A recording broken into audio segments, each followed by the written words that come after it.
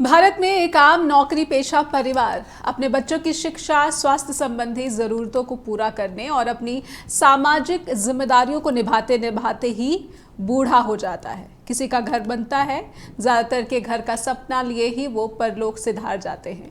ये भारतीय समाज की एक कड़वी सच्चाई है। 142 करोड़ वाले भारत में गरीब तो गरीब है ही, मध्यम वर्ग की कमाई भी पहले से घट चुकी है। अलग अलग तरह के टैक्स देते देते और अब तो उसकी सेविंग्स भी घट चुकी है। ये सब आंकड़े चीख चीख कर कह रहे हैं। अगर भारत में निजी कंपनियों की नौकरी की बात की जाए तो पूरी दुनिया में सबसे ज्यादा घंटों तक जो देश काम करता है उसमें भारत भी है। नौकरी पेशा जो भारत के लोग हैं वो दुनिया के उन तमाम देशों में शामिल हैं जो सबसे ज़्यादा घंटों तक काम करते हैं। नौकरी के घंटों के पहले भी और नौकरी जब खत्म हो जाए तो उसके बाद भी। अलग अलग ऑफिस के जो व्हाट्सएप ग्रुप्स हैं इसीलिए बनाए जाते हैं। एक इंटरनेशनल लेबर ऑर्गेनाइजेशन है और इसका जो डाटा है 2021 का कहता है कि भारत में औसतन हर हफ्ते 48 घंटे लोग नौकरी करते हैं, लेकिन प्रति घंटे की प्रोडक्टिविटी सिर्फ $8.47 है। ये 2021 के आंकड़े हैं। वहीं फ्रांस में काम के घंटे 30 प्रति सप्ताह है, लेकिन फिर भी जो उनकी प्रोडक्टिविटी है वो $58.5 की है। नमस्कार, आप देख रहे हैं जस हिंदी टीवी। मेरा नाम है नेहा शुक्ला। स्ट्रेट टॉक के सभी दर्शकों का बहुत बहुत स्वागत करती हूँ।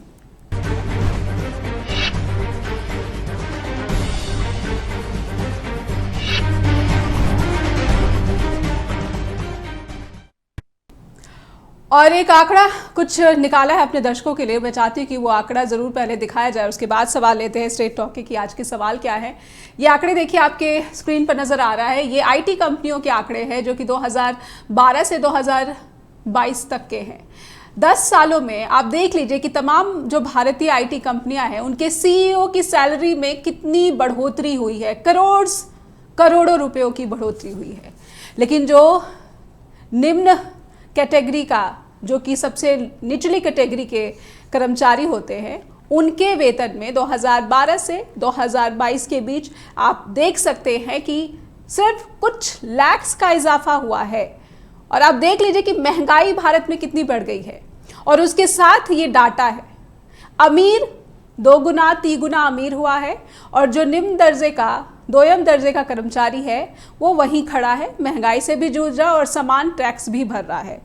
ये जो आंकड़ा है हमने जानबूझकर अपने दर्शकों के सामने रखा है कि जब बात आईटी कंपनी के बड़े बड़े पूंजीपति ये कहते हैं कि 70 घंटे हफ्ते में नौकरी करने से जो देश है वो विकसित देश हो जाएगा, एक विकसित राष्ट्र का निर्माण किया जा सकता है। ये बहस बहुत समय से चल रही है। हालांकि शुरू में मैंने इस बहस में ना पड़ने की कोशिश की कि ये क्या बेतुकी सी बात है, ये क्या बेतुका सा आइडिया है जिस पर बात हो रही है। लेकिन ये बहस लगभग हर जो बड़े बड़े प्लेटफॉर्म्स हैं उस पर जब होने लगी तो मैंने सोचा मैं भी देखती हूँ कि इसमें क्या कुछ निकल कर आता है, क्योंकि बात विकसित राष्ट्र की जा रही है। इसलिए कुछ सवाल है जो मैं चाहती हूँ कि स्ट्रेट टॉक के दर्शकों के सामने रखे जाए। ये सवाल क्या है आज के, 70 घंटों की नौकरी से कर्मचारी को क्या लाभ होगा? क्या जो पंक्ति में आखिर खड़ा जो व्यक्ति है जिसकी बात सरकार करती है या फिर कंपनियां कर्मचारियों के भले की बात करती, क्या उसको इसका फायदा पहुंचेगा? क्या बेहतर उत्पादकता यानी कि जो बेटर प्रोडक्टिविटी है इसका कोई लाभ, बेनिफिट निजी कंपनियां कर्मचारियों को देंगी? ऐसा कोई इतिहास तो नहीं है। इससे पहले जो हमने आपको आंकड़ा दिखाया वो इसी से संबंधित आंकड़ा है। एक सवाल ये कि क्या स्वास्थ्य प्रभावित होने पर उन्हें बीमा की सुविधा दी जाएगी? अभी जो मौजूदा कामगार लोग हैं वो जो प्राइवेट सेक्टर में या फिर गवर्नमेंट सेक्टर में, उन्हें किस तरह का स्वास्थ्य बीमा दिया जाता है? क्या ऐसी नौकरियों में महिलाओं को, क्या हम महिलाओं को भूल गए हैं जब हम 70 घंटे की बात करते हैं? महिलाओं को बराबर के अवसर मिल पाएंगे? और क्या ये आइडिया, 70 घंटों का जो आइडिया है, ये नौकरी पेशा को गुलामी में जकड़ने की साजिश तो नहीं दिखती है? इन सभी अहम और प्रबल सवालों के जवाब टटोलने की कोशिश करेंगे। हमारे साथ बेहद ही प्रबुद्ध पैनल जुड़ चुका है। आइए स्वागत कर लेते हैं स्ट्रेट टॉक में उनका। हमारे साथ जुड़ चुकी हैं, लीगल एक्टिविस्ट हैं और महिलाओं के मामले में काफ़ी प्रखर रहती है, रूपा सोनी। रूपा जी, आपका बहुत बहुत स्वागत है स्ट्रेट टॉक में। हमारे साथ प्रोफेसर अनुराधा जुड़ चुकी हैं जो कि चंडीगढ़ के institute of communication and development से जुड़ी हुई हैं।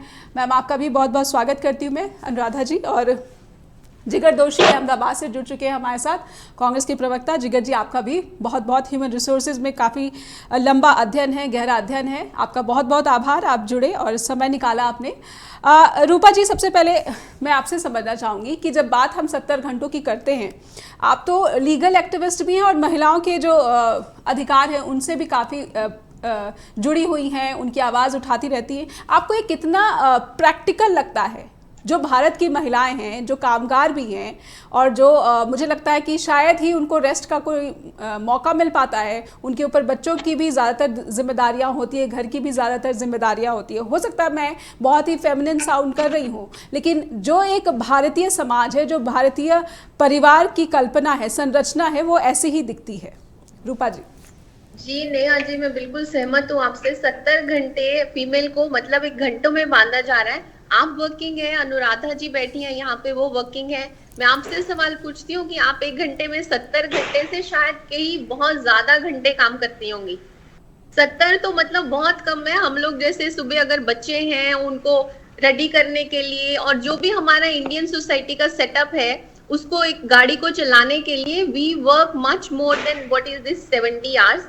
और अगर वो 70 आवर्स के अभी बंधन लग जाता है महिलाओं के ऊपर, तो उनके लिए मतलब बहुत मुश्किल होगी। अभी या अगर हम रेस से बाहर निकाल दिए जाएंगे। रेस से बाहर आप हमको लाया ही नहीं गया था। इतने सालों से, सदियों पुरानी हम अगर बात करें तो, अगर हम बैकवर्ड क्लासेस और एससी एसटी की जब बात करते हैं तो महिलाएं भी उसी कैटेगरी में खड़ी हैं, जो आज भी अपने अधिकारों के लिए आवाज उठा रही हैं। और कभी उन्होंने ये नहीं बोला कि मैं 100 घंटे काम कर रही हूँ और अनपेड वर्क है मेरा, जितना भी घर का काम है दैट्स अनपेड। और इंडियन सोसाइटी में कई बार वो मतलब कि वो धन्यवाद भी नहीं मिलता है उसमें। हम सबको बहुत अच्छे से पता है कैसे हमारे घर चलते हैं।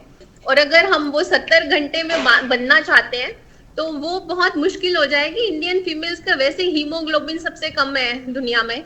और इंडिया एक सबसे बड़ी, जो मैं डेटा की बात करूं तो डेटा में आता है कि कतर जो है, which is the richest country in the world, उसमें लॉन्गेस्ट वर्किंग आवर्स होते हैं और इंडिया उसके भी नीचे है। यहाँ पे मतलब घंटे, हमारा ये ऑफिस में एक कल्चर है, आप वर्किंग है पता होगा सबको, कि हमें जब बॉस जब तक नहीं जाएंगे हमको बैठे रहना होता है। यू नो दोज आवर्स हम कहीं पे काउंट नहीं करते हैं। और फीमेल्स के लिए कितनी रेपरकशंस आएंगी उन सब की। इकोनॉमिक हमारे क्या कंट्रीब्यूशन है, हम नेशन बिल्डिंग में क्या कंट्रीब्यूशन है, हमें पॉलिटिकल रिप्रेजेंटेशन कितना मिल रहा है। हमें पॉलिटिकल रिप्रेजेंटेशन बांग्लादेश और पाकिस्तान से भी कम मिल रहा है। और उसके बाद अगर हम 70 घंटे की बात करते हैं, और हमारी ऐसी मेंटल कंडीशनिंग है मेल्स की अभी तक, I don't want to offend anyone, respect to all my पुरुष समाज जो भी है, तो उनकी मेंटल कंडीशनिंग ऐसे है कि घर में उनको उतना अभी हम लोग साथ लेकर नहीं चलते हैं।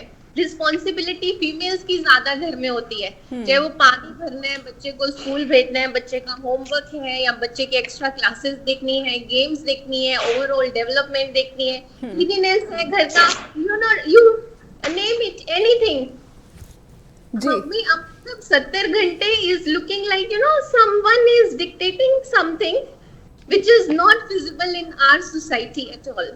बिल्कुल। तो ये कैसा फॉर्मूला है 70 घंटों के काम का कि इससे विकसित राष्ट्र हो जाएंगे, हम जापान की तरह, हम जर्मनी की तरह, हम चीन की तरह। लेकिन ये फॉर्मूला जो है भारतीय समाज में कितना फिट बैठता है, कितने हम तैयार दिखते हैं, पुरुषों की बात हो रही है, महिलाओं की बात हो रही है। प्रोफेसर अनुराधा भी हमारे साथ जुड़ी है। प्रोफेसर अनुराधा, मैं समझना चाहूँगी, आप तो ह्यूमन रिसोर्सेज को लगभग हर दिन जो है डीपली स्टडी करती हैं। आपने जब इस तरह की खबरों को देखा तो आपके मन में क्या बातें आई हैं, कितना फिजिबल दिखता है? अगर हम प्रोडक्ट की बात नहीं कर रहे हैं, हम जो प्रोसेस है उसकी बात कर रहे हैं।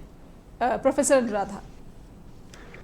शुक्रिया ma'am, Neha ma'am, for inviting me. सबसे पहले आपने एक बहुत अहम मुद्दा उठाया है यहाँ पे। 70 घंटे की बात कर रहे हैं हम, और सबसे पहले हम महिला की बात कर रहे हैं यहाँ पे कि वो कैसे मैनेज करेगी अगर इस तरह की आती है। क्योंकि हमारी जो सोसाइटी है, सबसे पहले हमारी सोसाइटी पेट्रियार्कल सोसाइटी है, वहां पे औरत सिर्फ बाहर का काम नहीं करती है, वो सिर्फ नौकरी नहीं करती है, उससे ये भी एक्सपेक्ट किया जाता है कि वो घर की रिस्पॉन्सिबिलिटीज को भी देखे, बच्चों को भी देख रही है, चाइल्ड केयर रिस्पॉन्सिबिलिटीज हैं उसके ऊपर, प्लस उसके ऊपर घर को मैनेज भी करना है, वर्क लाइफ बैलेंस है, फैमिली मेंबर्स को देखना है। इतनी सारी रिस्पॉन्सिबिलिटीज होने के बाद अगर हम डेटा की बात करते हैं, डेटा में से भी बहुत अच्छे से निकल के आता है। अभी तक हम देखें, अगर ministry of labour and employment है, नीति आयोग है, PFLS रिपोर्ट्स हैं, सिर्फ 30 से 32% महिला का पार्टिसिपेशन है as the female labour force participation हम देखें, जो कि ग्लोबल एवरेज से अभी तक कम है, जो कि लेस देन इवन 50% है।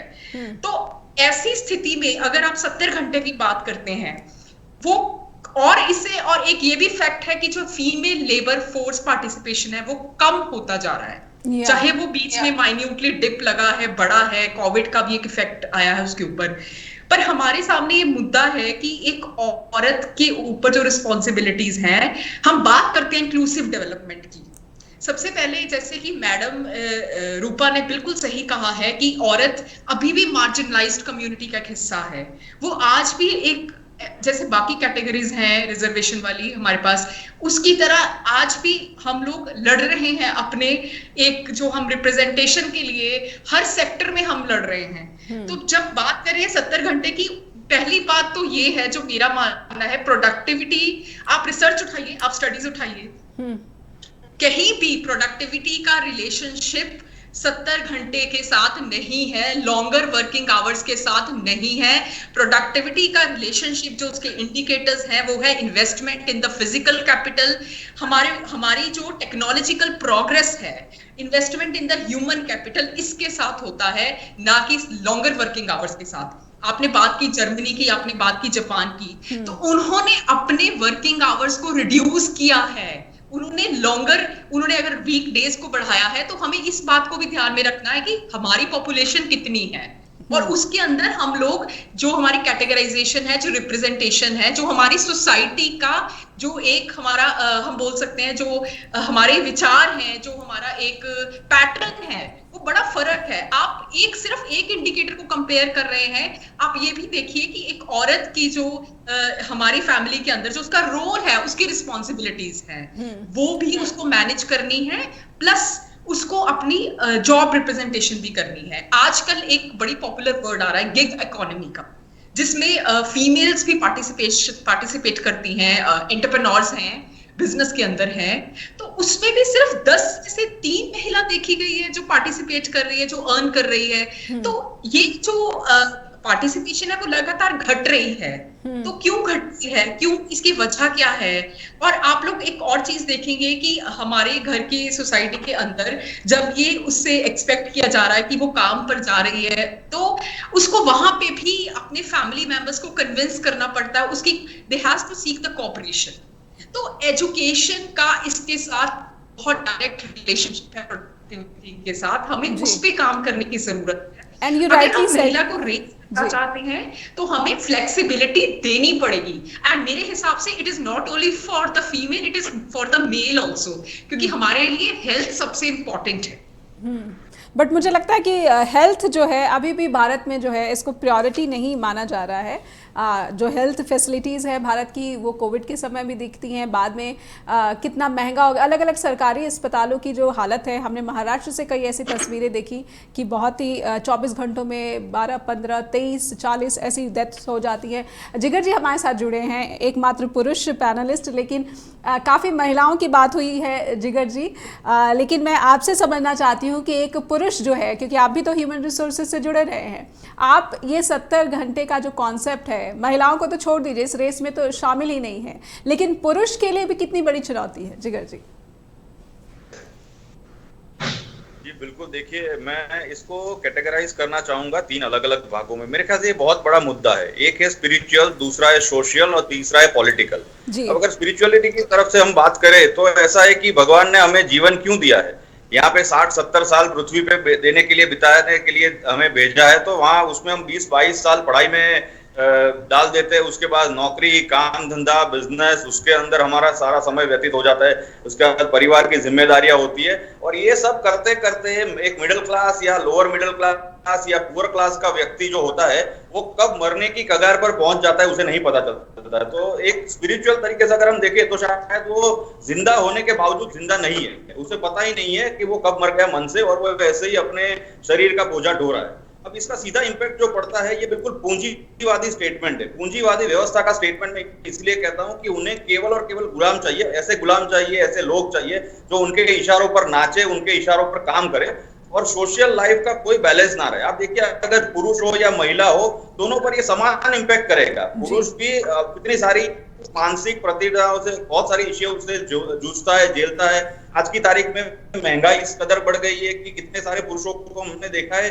गुजरात में पिछले 20 दिन के अंदर कम से कम 40 मौतें हुई है हार्ट अटैक से, उसमें 95% पुरुष है, और छोटे छोटे बच्चे भी है, जहां मतलब यंगस्टर्स है जो 22, 25, 27 साल के, और उनके ऊपर जो सर्वे किया गया उसमें साफ एक बात निकल कर आ रही है कि एक अलग प्रकार का जो सोशल प्रेशर होता है, घर से पैसे मंगाए जाते हैं, अगर वो बाहर कहीं नौकरी करने निकला है उसे अपना घर का जो रेंट है वो पे करना होता है, और उसके चक्कर में वो क्वालिटी खाना नहीं खा पाता क्योंकि खाना बहुत महंगा है। तो ये सारे जो इश्यूज है वो तीसरा जो हमारा जो पॉइंट पॉलिटिकल, उस पे जाके आकर अटकता है कि पॉलिटिकल व्यवस्था जो है वो केवल और केवल पूंजीवाद की तरफ आज की तारीख में हमारे देश में नहीं पूरे संसार में चली गई है। अब देखिए मैं एक ट्वीट में मैं हमेशा करता हूँ, और कॉमन ट्वीट है मेरा, मैं कई बार कर चुका हूँ कि 5000 पावरफुल लोग हैं दुनिया में, जो हम 800 करोड़ लोगों को कंट्रोल कर रहे हैं, और हम 800 करोड़ लोग उनको जवाब इसलिए नहीं दे पा रहे, हम गुलाम बन के इसलिए जी रहे हैं क्योंकि हम यूनाइटेड नहीं है, हम इकट्ठा नहीं है, हम एकजुट नहीं है, और हम डरपोक है। वरना 800 करोड़ लोगों के सामने 5000 पावरफुल लोगों की क्या हैसियत है, फिर भी उनकी कंपनियां, ऐसे बड़े नेता या व्यवसायी लोग हमें कंट्रोल कर पाते हैं। तो मेरे ख्याल से पुरुष हो या महिला, ये मुद्दा बहुत ही संजीदा है क्योंकि इसमें वर्क लाइफ बैलेंस रहता नहीं। उसके अलावा अगर इंडिया की बात करें तो इंडिया में और क्या फैसिलिटीज है आपके, वहाँ पीएफ ईएसआई के इतने सारे इश्यूज है। ईएसआई की जो मेडिकल हॉस्पिटल्स है या जो डिस्पेंसरी, आप उसकी हालत देख लीजिए कैसी खस्ता हालत में हो, वहाँ डॉक्टर्स नहीं मिलते, चूहे और कुत्ते घूमते रहते हैं। ऐसा मैंने पर्सनली देखा है मेरे वर्क कार्यकाल के अंदर, जब मैं ह्यूमन रिसोर्स का बहुत ही एक्टिव में बिजनेस कर रहा था, तो इतने सारे इश्यूज होते हैं। उसके अलावा सरकार की तरफ से आंगनबाड़ी या ऐसी कोई सुविधाएं ठीक से नहीं दी जाती, तो कितने इश्यूज आते हैं महिलाओं को, छोटे बच्चों को लेकर, तो वो कहाँ काम करने चाहेगी, वो भी ऐसी महिलाएं जो गरीब क्लास से आती है, जिनके वहां घर पे भी इतने सारे इश्यूज होते हैं, और ऊपर से जो समाज का सामाजिक प्रेशर होता है कि बहू ऐसा काम नहीं करेगी, वो काम नहीं करेगी, इधर नहीं जाएगी, उधर नहीं जाएगी, घूंघट लेना पड़ेगा, पल्लू रखना पड़ेगा, उसके बाद उसे मजदूरी करने जाना पड़ता है। तो मेरे ख्याल से ये बहुत सारा इश्यूज वाला मामला है, बहुत पेचीदा है। मुझे लगता है ये जो नारायण मूर्ति जी ने स्टेटमेंट दिया है केवल और केवल पूंजीवाद को दर्शाता है कि हम 10 लोगों के लिए, आप बाकी के 100 करोड़ लोग, 140 करोड़ लोग काम करो, और हमें हमारा काम और हमारा बिजनेस से मतलब है, हमारे आंकड़ों से मतलब है। इसके ऊपर मेरे ख्याल से 16वीं सदी में किसी ने एक बहुत अच्छी किताब में, मैं वो लेखक का नाम भूल रहा हूँ, पर उन्होंने बहुत अच्छी बात की थी। एक बात ये थी कि एक समय ऐसा आ जाएगा दुनिया में जब केवल 2 ही वर्ग के लोग बचेंगे, एक तरफ रिच क्लास लोग रह रहे होंगे और दूसरी सामने की तरफ केवल झोपड़पट्टियां होगी जहां पर उनके वहां काम करने वाले लोग होंगे। जी, शायद यही आइडिया जो है, बिल्कुल आपने सही कहा, मजदूरों की कमी हो रही है पूंजीपतियों के सामने, जो और जॉब्स है वो कौन करेगा, इसे भी बहुत ध्यान में रखा जाता है। इस तरह के विचार जो है बार बार सामने आते हैं। जहाँ तक मैं अनऑर्गेनाइज सेक्टर की बात करूँ तो मुझे लगता है कि बहुत सारी फैक्ट्री हो जाती है या फिर बहुत सारे जो मैन्युफैक्चरिंग यूनिट्स हो जाते हैं, वहाँ पर जो वर्क आवर है वो 9 से 10 घंटे तो वैसे ही हो जाता है। फिर जब बात आती है और भी कई सेक्टर्स में, मैंने जब कुछ स्टडी की तो उसमें लगा कि 10 घंटे 12 घंटे तो बहुत ही मामूली बात है, वो लगभग करते ही हैं सारे जो है। ऐसे में बहुत बड़ा जो एक वर्क फोर्स है, जो कामगार वर्ग है, वो पहले से ही 70 घंटे काम कर रहा है, लेकिन जो उसकी आय है वो उतनी नहीं है जितनी कि एक आईटी कंपनी के सीईओ की है। तो उसको 70 घंटे के बाद भी तो उसको कुछ मुनाफा नहीं हो पा रहा है। तो ये जो हमने युवाओं को एक लेक्चर दिया है, उपदेश दिया है कि 70 घंटे काम करो तो ही आप जो हो इन्फोसिस के मालिक भी बन सकते हैं, आप इतनी तरक्की कर सकते हैं। आपको क्या लग रहा है कि ये गरीबों को तो बिल्कुल ही इस आइडिया में, उसके सेंटर में नहीं रखा गया है? यहाँ बिल्कुल नेहा जी, हम बिल्कुल सहमत हूँ मैं आप जो भी कह रहे हैं, क्योंकि अगर हम लेबर लॉज को देखें, लेबर लॉज में लिखा गया कि सिर्फ 8 घंटे काम करना है आपको 6 दिन, और जबकि ऐसा कभी भी ग्राउंड लेवल की जो रियलिटीज हैं कभी उनको फॉलो नहीं किया जाता। 8 घंटे से बहुत ज्यादा काम कराया जाता है और फिर उनको पे भी नहीं किया जाता जितने घंटे उनसे काम कराते हैं, और फिर छुट्टियां भी नहीं मिलती 6 दिन के लिए। जी, एक बात आपने कही थी कि बॉस जब तक ऑफिस में बैठा रहता है आप उठ के नहीं जाते, यानी बॉस को अपनी सैलरी जो करोड़ में जो है इंक्रीमेंट चाहिए, इसलिए पूरा का पूरा जो वर्क फोर्स है उसके प्रेशर में वहां बैठा रहता है और काम भी करता रहता है, लेकिन मामूली इंक्रीमेंट उसको मिल पाता है। ये तो बिल्कुल ही एक खुली किताब की तरह है ये आंकड़े, रूपा जी।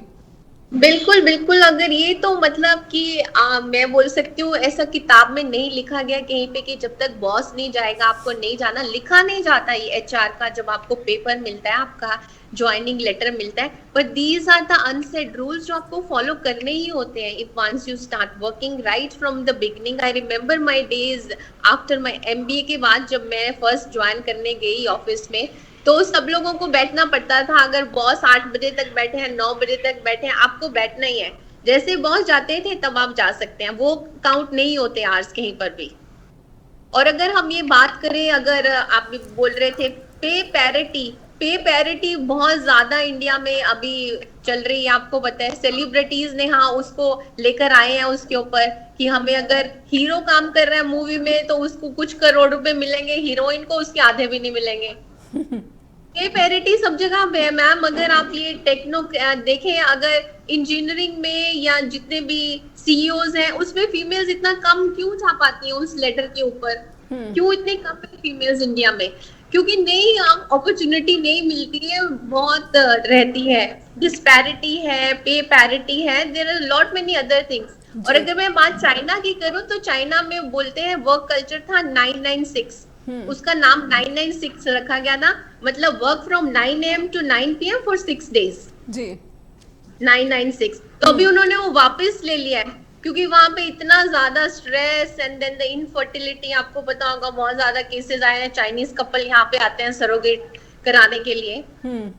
जी, उसके कितने केसेस हमारे पास केस लॉज बन गए हैं। Infertility and the heart attacks and the diabetes and the all lifestyle related diseases they have, तो वो सब उनको वापस कर रहे हैं, तो हम उस तरफ क्यों जाने का सोच रहे हैं? जी, ये सच में ही बहस का मुद्दा है। बिल्कुल।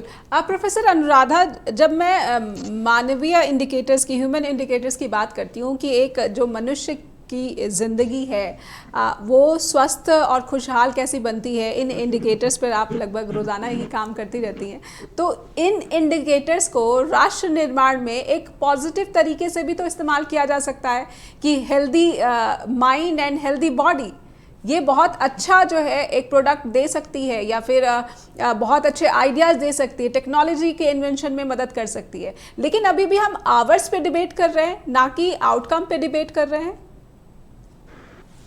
आपने बिल्कुल सही कहा मैम। हम लोगों को प्रोडक्टिविटी का जो लैंडस्केप चेंज हो गया है, हमें दोबारा इसको रीडिफाइन करना पड़ेगा। आपको शायद मैम याद होगा 140 साल पहले की बात है जब सावित्रीबाई फूले, जो हमारी पहले महिला में आती हैं, ज्योतिबाई थी, वो सब लोगों ने शुरू किया काम करना। और अब तक अगर हम बात करें, जैसे हम बात कर रहे थे जेंडर गैप की, ILO की रिपोर्ट्स हैं कि सिर्फ 50.9% का एक आंकड़ा है। तो आप देखिए कि भारत 135 नंबर इंडेक्स पे स्टैंड कर रहा है, जो रैंक है। अभी एक वर्ल्ड इकोनॉमिक फोरम की रिपोर्ट आई थी, उसमें 146 कंट्रीज ने पार्टिसिपेट किया है। तो आप ये देखिए कि हम लोग कहाँ स्टैंड कर रहे हैं। जेंडर गैप, जेंडर पैरिटी, कितना गैप बढ़ गया है, उसको कैसे ब्रिज करेंगे। आपकी बात बिल्कुल सही है कि जो क्वालिटी ऑफ वर्कफोर्स है वो वेलबींग के ऊपर डिपेंड करता है, वो हेल्थ के ऊपर बहुत डिपेंड करता है, एजुकेशन पे डिपेंड करता है। आपके साथ में एक और आंकड़ा यहाँ शेयर करना चाहूंगी, क्योंकि हम लोग अलग अलग रिसर्च अलग अलग सेक्टर्स में करते हैं कि जैसे कि हम लोग बात करते हैं स्कूल के अंदर, स्कूल से शुरू होती है एक लड़की की शिक्षा, स्पेशली गर्ल्स। जैसे जैसे वो शिक्षा का लेवल बढ़ता जाता है, ठीक है, वो प्राइमरी से सेकेंडरी से हायर एजुकेशन की तरफ जाती है, तो आपको ये जानकर हैरानी होगी कि गर्ल्स के अंदर वो ड्रॉप आउट बढ़ता जा रहा है। वो जो है एक बॉयज और गर्ल्स का अगर हम गैप देखें, अगर वो ड्रॉप आउट बढ़ता जा रहा है, अगर वो बच्ची शिक्षा तक नहीं, उसको पूरी शिक्षा नहीं मिलेगी, तो वो एक हम बात कर रहे हैं वर्क की, जॉब की, फीमेल लेबर पार्टिसिपेशन की, एक अच्छी हाई पे लेवल जॉब की, वो लीडरशिप की हम बात करते हैं। वुमेन को हम as a leader, as a CEO, हम उनको हायर पोजीशन पर कैसे देख पाएंगे जब तक उनको शिक्षा ही नहीं मिलेगी।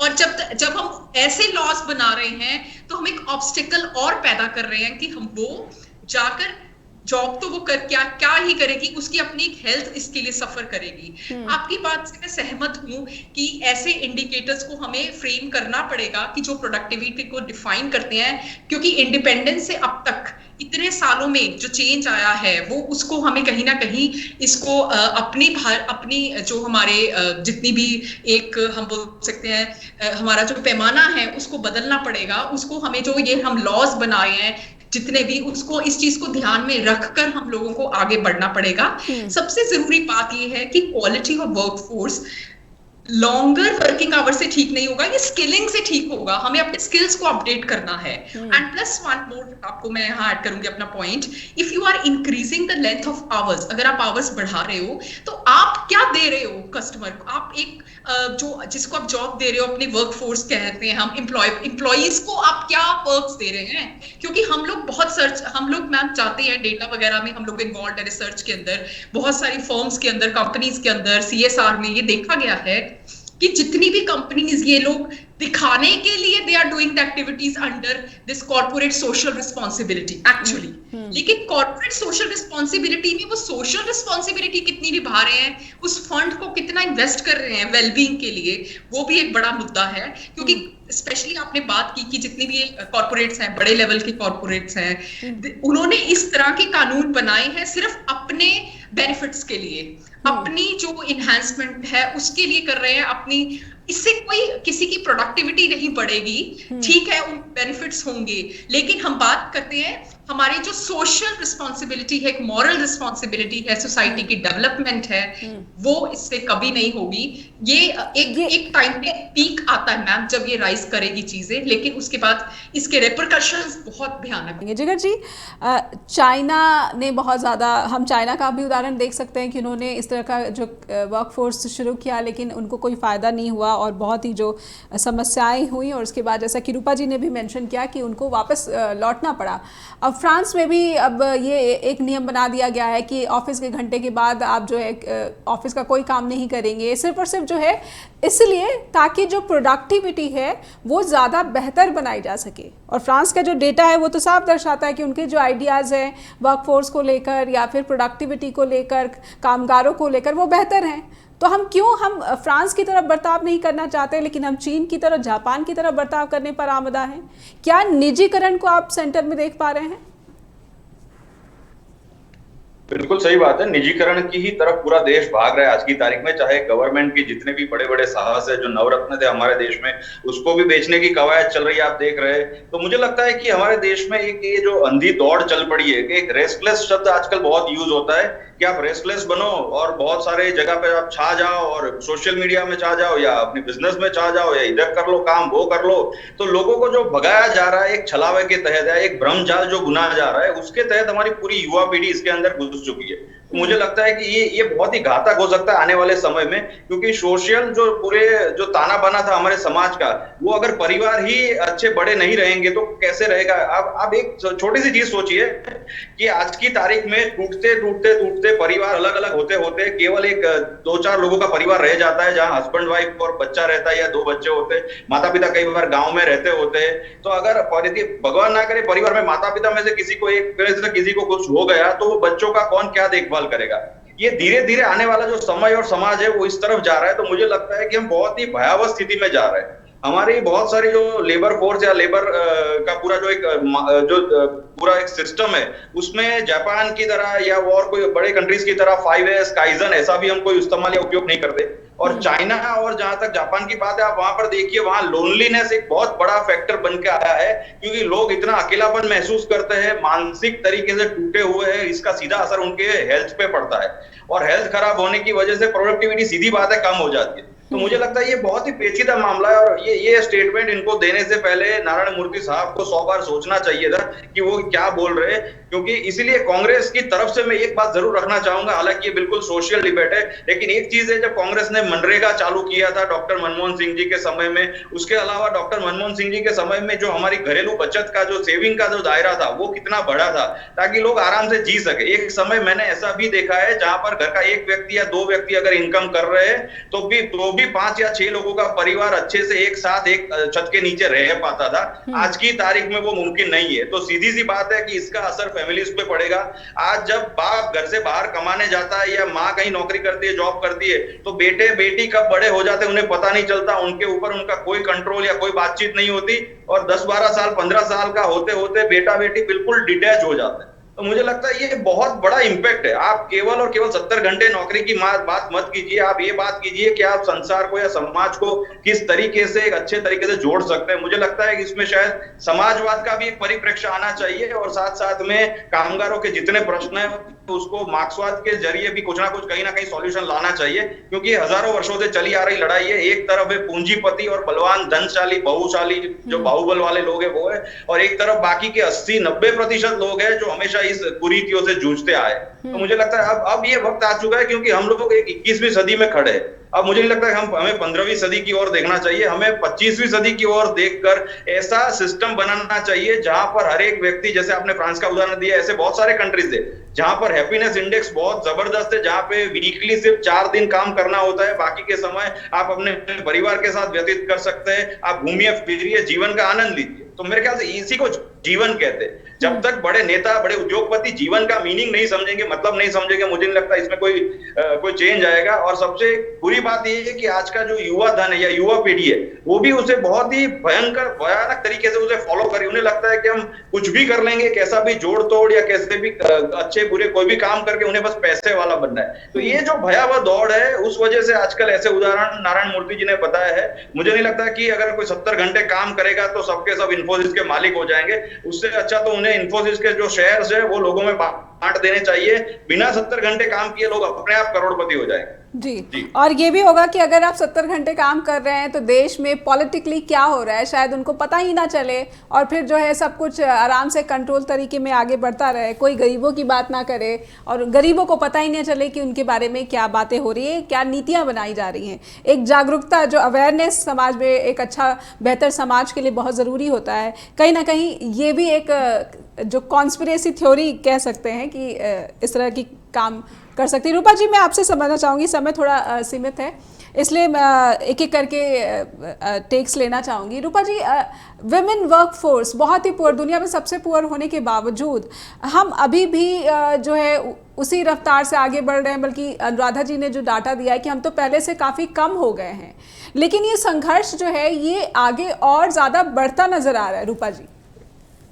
बिल्कुल नेहा जी, बढ़ता नजर आ रहा है, क्योंकि जो ग्राउंड लेवल पे चेंजेस आने चाहिए सोसाइटी के माइंडसेट में, कल्चर में, वो वहीं के वहीं खड़े हैं। और एक्सपेक्टेशंस बढ़ रही है फीमेल से कि अगर वो भी बाहर जा रही है, कमा भी रही है।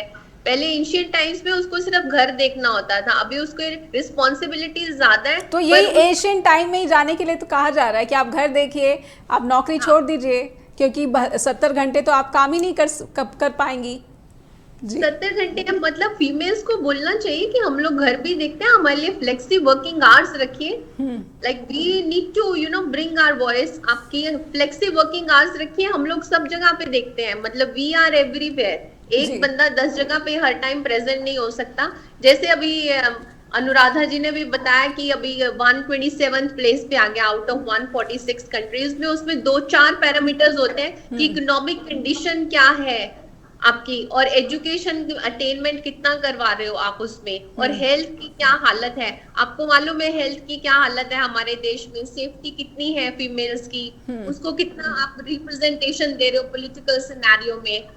जो अभी 1993 में से Rajiv Gandhi ji grass root level पे पंचायत राज में फीमेल्स को रिप्रेजेंटेशन दे गए थे, उसमें 80,000 फीमेल सामने आई हैं बढ़ के। उसको आप लार्जर ग्रेड पे क्यों नहीं रेप्लिकेट करते हो? क्यों इतना टाइम लग रहा है? मतलब 70 साल के बाद भी, अगर 1950 में हमारा जब कॉन्स्टिट्यूशन बना था उसके बाद भी इम्प्लीमेंटेशन नहीं हो रहा, इट मींस कहा तो गया है कहा गया है कि महिला आरक्षण दे दिया जाएगा, लेकिन उसके लिए आपको जनगणना, परिसीमन, इन सब का इंतजार करना पड़ेगा। प्रोफेसर अनुराधा, एक लाइन में आपसे समझना चाहूंगी, फिर एक कंक्लूडिंग रिमार्क जिगर दोषी से भी।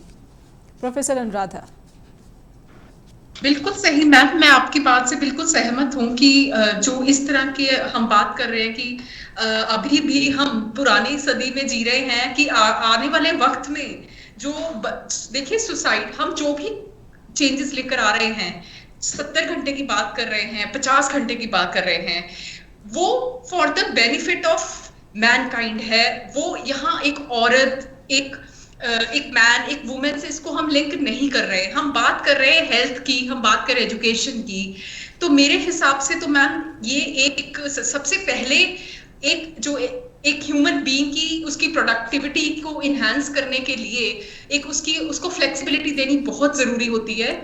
और क्योंकि हमने देखा है इसके जो आफ्टर इफेक्ट्स कोरोना के बाद पता चला है लोगों को वर्क लाइफ बैलेंस का। एक्चुअली कोरोना के दिनों में हमने एक लड़ाई लड़ी है किस तरह से एक पतली एक थिन लाइन होती है वर्क लाइफ बैलेंस की, हम बात करें एक जो ब्लर्ड एक लाइन है, वो उसके लिए लोगों ने स्ट्रगल किया है।